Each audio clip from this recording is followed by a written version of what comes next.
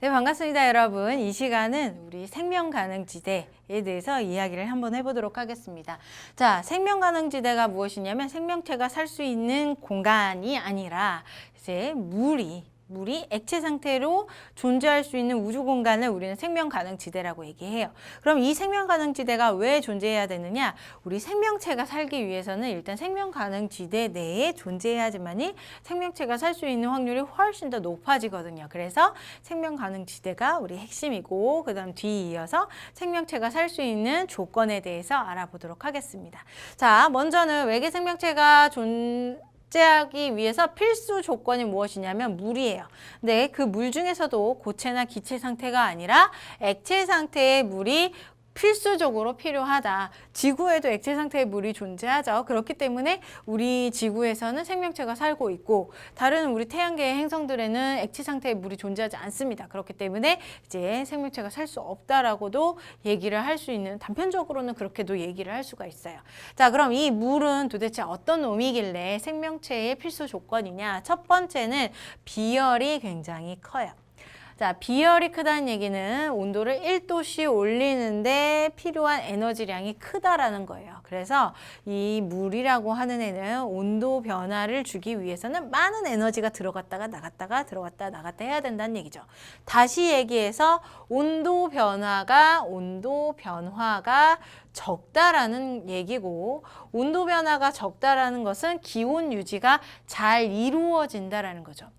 태양이 떴을 때 엄청 뜨거워졌다가 태양이 사라진 밤이 됐을 때 엄청 추워지면 생명체가 살기 어렵겠죠. 막 적도처럼 뜨거웠다가 극지방처럼 추워지면 이제 항상성이 깨지면서 살기가 굉장히 어려워지게 되어 있어요. 그래서 어느 정도의 온도 변화를 일정하게 유지시켜 줘야 되는데, 그것이 필수적으로 물이 해줄 수 있는 역할이다라는 걸 알 수가 있는 겁니다.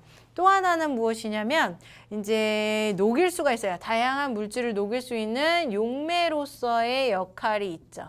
그래서 이 용매로서의 역할에서 두 가지가 중점인데, 첫 번째로는 이제 물이 존재함으로써, 바다 혹은 액체 상태의 물이 존재함으로써 대기 중에 있는 이산화탄소가 녹아서 이제 그 바닷속에 들어갈 수가 있어요. 그래서 대기 중에 있는 이산화탄소의 농도를 일정하게 조절을 할 수가 있죠. 일정하게 조절하게 되면 이산화탄소는 온실기체이기 때문에 이 온도 변화를 일정하게 조절할 수 있다는 거예요. 이산화탄소가 너무 높게 되면 이제 우리 지구 온난화가 심해지게 됨으로써 꼭 온실 속에 들어간 것 같고, 혹은 이제 점점 기온이 올라가서 뜨거워진 현상이 나타나겠죠. 그러면 생명체가 살 수가 없다. 그 다음 두 번째로는 이산화탄소뿐만 아니라 다른 여러 물질들도 다 녹일 수가 있습니다.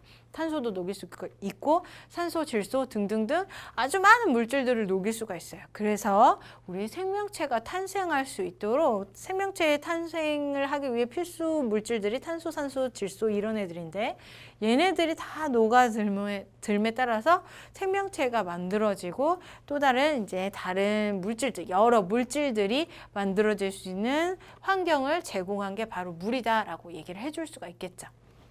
자, 그래서요, 외계 생명체가 혹은 생명체가 존재하기 위해선 액체 상태의 물이 존재해야 됩니다. 그 원인은 이제 비열이 커서 그 다음에 용매로서의 작용하기 때문이다라는 거죠. 그럼 우주 공간에 가서 그럼 이런 액체 상태의 물이 어디에 존재하느냐? 그 물이 존재하는 지역을 우주 공간 내 중에서 생명 가능 지대라고 얘기를 한다고요. 자, 생명 가능 지대요. 생명체가 사는 지대가 아니라 액체 상태의 물이 존재하는 구역, 액체 상태의 물이 존재할 수 있는 영역, 이것이 생명가능지대라는 것 정의를 기억하시고, 자, 이 생명가능지대는요, 별로부터 어느 정도의 에너지를 얻어야 돼요. 그래야지만이 이제 얼음이 되지 않고, 그리고 너무 뜨거워도 안 돼요. 그래야지만이 이제 기체가 되지 않고 액체 상태로 그대로 유지될 수가 있겠죠. 그래서 생명가능지대는 별로부터 적당한 거리에 있어야 되고, 이 별로부터 생명가능지대보다 더 멀리 있는 행성은 너무 추워가지고 물이 얼어붙을 거고, 그 다음에 너무 가까우면 이제 너무 뜨거워가지고 기체 상태로 해서 물이 날아가 버리겠죠. 자, 생명가능지대의 범위를 결정짓는 요인은 이제 별의 광도, 질량이라고 볼 수 있고 그 다음에 공전궤도의 반지름이다라고 얘기를 해줍니다. 자, 얘네들을 기준으로 한번 설명을 해볼게요. 우리 지구를 기준으로 해봅니다. 자, 지구는 액체 상태의 물이 존재할 수 있는 생명 가능 지대에 딱 존재되어 있어요. 태양이라고 하는 질량, 1이라고 하는 질량을 갖는 애가 생명 가능 지대를 이 위치에서 이 범위만큼 가질 수가 있습니다. 그런데 정말 운 좋게도 그 범위가 금성과 화성 사이인데 딱 정확하게 지구가 그 사이에 싹 들어가 있죠. 그래서 지구가 액체 상태의 물을 가질 수 있게 되었고 또 다른 여러 조건들이 종합됨에 따라서 생명체가 여기에서 탄생을 하게 된 거예요. 우리 우주 공간에는 태양을 제외하고도 여러 별들이 있죠. 이렇게 질량이 작은 애들도 있고 큰 애들도 있는데 이 질량에 따라서 별들의 질량에 따라서 생명 가능 지대의 위치가 각각 달라지게 되어 있어요. 질량이 작은 애들은 광도가 작기 때문에 온도가 작기 때문에 생명 가능 지대가 좀 앞쪽으로 당겨져 오게 되고요. 폭도 좁겠죠. 생명 가능 지대를 유지할 수 있는 그 폭이 좁아요. 그 다음에 질량이 크게 되면 광도가 높아요. 에너지가 높이 이제 많이 뿜뿜하기 때문에 더 생명 가능 지대가 멀어야 되고 또 하나 폭도 넓은 상태가 존재하게 된다. 이런 얘기가 여기에서 하고 있는 겁니다. 자, 질량이 클수록 광도가 증가하게 따라서 이제 생명 가능 지대의 거리는 멀어지고 폭이 넓어진다. 이 사실을 기억을 하시면 되겠네요. 자, 이것 이외의 조건들도 아래쪽에서 설명하고 있습니다. 자, 생명 가능 지대를 기준으로 해서 이게 가장 디폴트예요. 이것을 기준으로 해서 이제 외계 생명체들이 어떻게 살 수 있는 조건들이 되느냐. 외계 생명체들의 조건 뿐만 아니라 이제 지구에 생명체가 살 수밖에 없는 조건, 걔네들이라고 생각을 해줘도 돼요. 같은 조건입니다. 자, 먼저는 생명 가능 지대, 이거 디폴트라고 얘기를 했죠. 자, 액체 상태의 물이 무조건 존재해야 돼요. 이게 존재해야지만이 생명체가 살 수 있다. 그 다음에 자, 중심별 혹은 지구를 기준으로 봤을 땐 태양의 질량이 적절해야 돼요. 적당해야 된다. 너무 질량이 작아도 안 되고 너무 질량이 커도 안 돼요. 자, 적당한 질량을 가짐으로써 이제 생명 가능 지대의 폭과 거리가 일정 적당해져야 되고 그 다음에 이 질량에 의해서 별의 수명도 결정이 되는데 그 수명도 어느 정도 길게 유지가 돼야 된다는 거죠. 안정한 환경 조성을 위해서 질량이 적당해서 수명이 충분히 길어야 된다. 자, 왜 수명이 길어야 되는지 아래쪽에서 더 추가 설명하도록 하겠습니다. 자, 중심별 혹은 태양이라고 봤을 때 질량이 너무 큰 경우에는 어떤 현상이 일어나게 되냐면 생명 가능 지대가 좀 멀리 후퇴되게 되어 있고 폭이 넓어요. 후퇴되고 폭이 넓어서 그 위치에 행성이 있으면 다행이긴 한데 문제는 뭐냐면 자, 주계열성으로서 지낼 수 있는 수명이 짧아진다라는 거죠. 질량이 크면 클수록 이 중심에서 일어날 수 있는 수소 핵융합 반응이 엄청나게 빠르게 일어납니다. 그러면 수소 고갈이 훨씬 더 빨리 일어나겠죠. 수소 고갈이 일어나게 되면 주계열성이 끝나게 되고 그다음에 별은 죽어가게 되어 있어요. 그런데 이 생명체가 탄생을 하고 그다음에 충분히 진화하고 살아가기 위해서는 일정량의 수명이 필요해요. 별이 수명을 갖고 지속적으로 에너지를 줘야 된단 말이죠.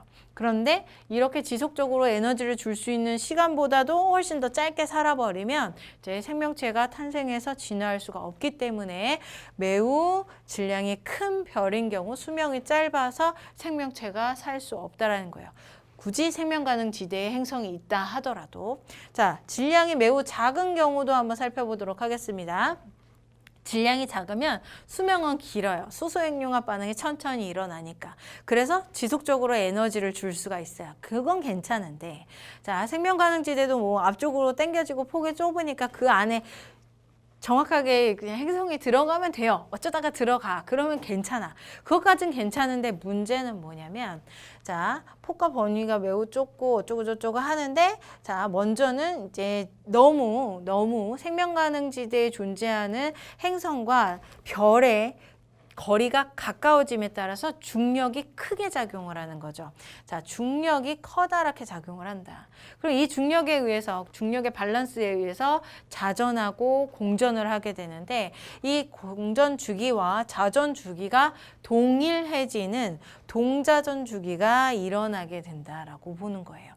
자, 동자전 주기가 왜 문제가 되는지 그림을 통해서 얘기를 한번 해보도록 하겠습니다. 자, 여기에 별이 있어요. 우리 기준으로 봤을 땐 태양과 같은 애죠. 그리고 이 주변을 빙글빙글 도는 공전 궤도가 있어요. 그리고 여기에 이제 행성이 빙글빙글 돌죠. 자, 이 행성을 기준으로 봤을 때 이렇게 딱 잘라서 태양을 바라보고 있는 이쪽이 낮이에요. 그리고 이 뒤쪽이 밤이 되겠죠. 그리고 얘는 이제 1년 동안, 지구를 기준이라면 1년 동안 이렇게 한 바퀴를 돌 겁니다. 달이 동주기 자전을 하는데 얘가 한 달 동안 이렇게 한 바퀴를 돌죠. 이제 지구를 한 바퀴 돌긴 하지만 지구를 태양이라고 기준으로 본다면 자, 이렇게 한 바퀴를 돌게 될 거예요. 한 달 동안에. 그런데 얘가 공전만 하는 게 아니라 자전도 합니다. 자전을 하게 되면 같은 주기로 자전을 하게 됐을 때 보게 되면 얘가 이렇게 공전을 해서 약 90도 정도로 위치되는 위치로 갔을 때 얘도 자전을 90도로 한다고요.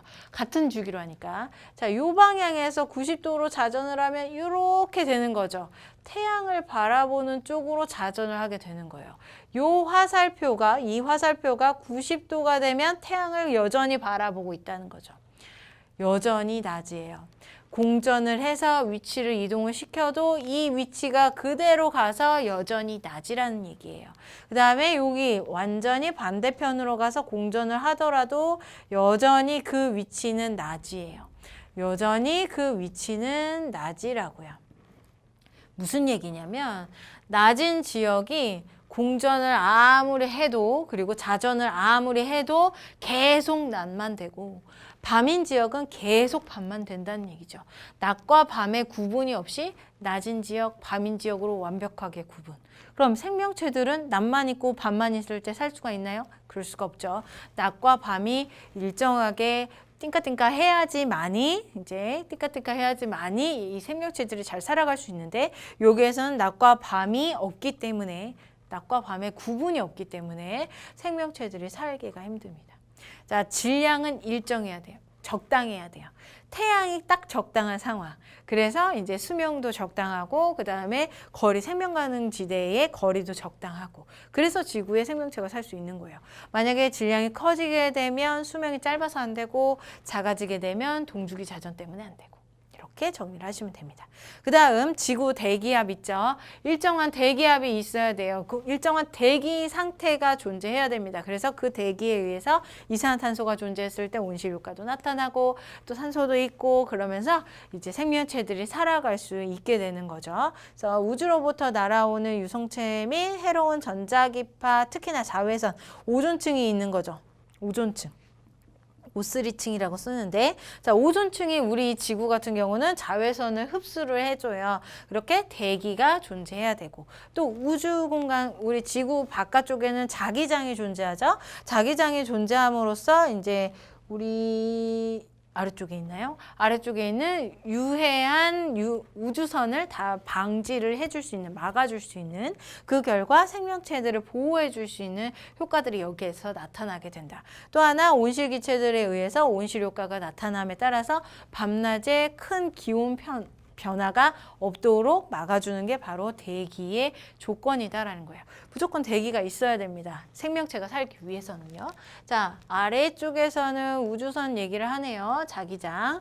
자, 앞에서 얘기했습니다. 이미 지구도 자기장을 가지고 있고 생명체를 가진 행성이라면 자기장을 가지고 있어야 돼요. 그래서 이제 우주선을 막아줘서 생명체를 보호해 줄 수 있어야 되고요.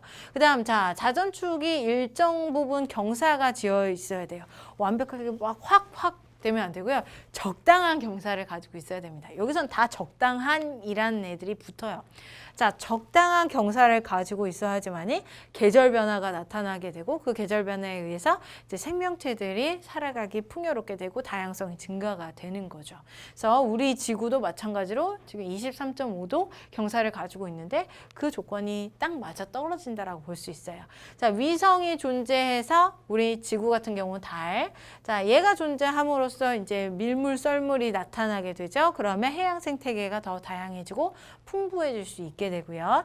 자전을 일정하게 해줘야 되죠. 동주기 자전 이런 거 안 돼요. 일정한 적당한 자전 주기를 가짐으로써 낮과 밤이 존재하게 되고 균등하게 지구 전체에 혹은 행성 전체에 균등하게 에너지를 분배해 줄 수 있어야 돼요.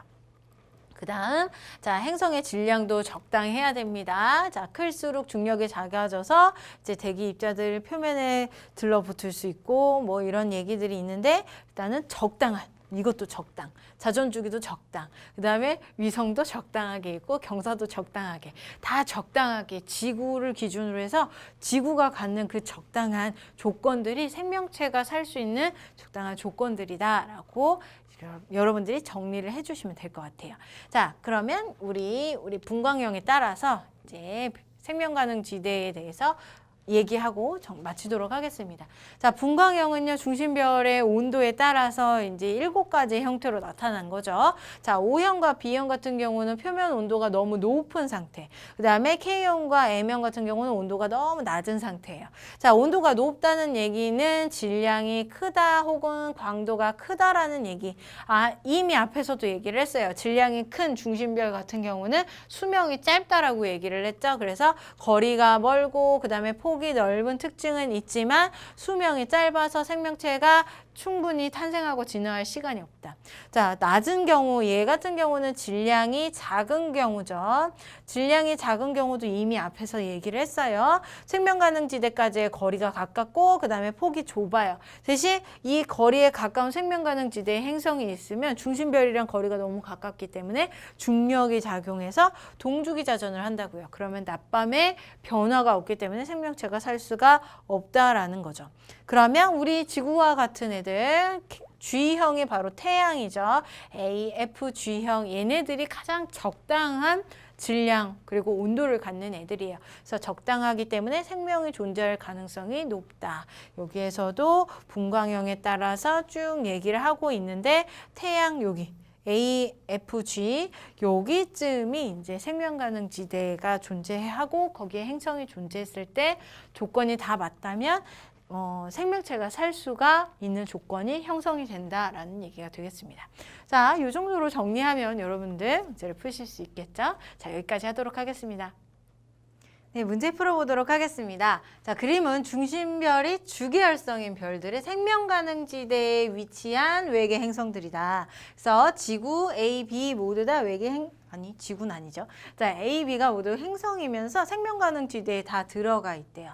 자, 봤을 때 지금 복사 에너지량 지구는 1이다라고 얘기하고 있는데 지금 지구와 A 같은 경우는 복사 에너지량이 동일하고 B 같은 경우는 지금 오른쪽에 치우쳐져 있죠. 그 값이 0.75 정도 되네요. 더 작은 값을 가지고 있습니다.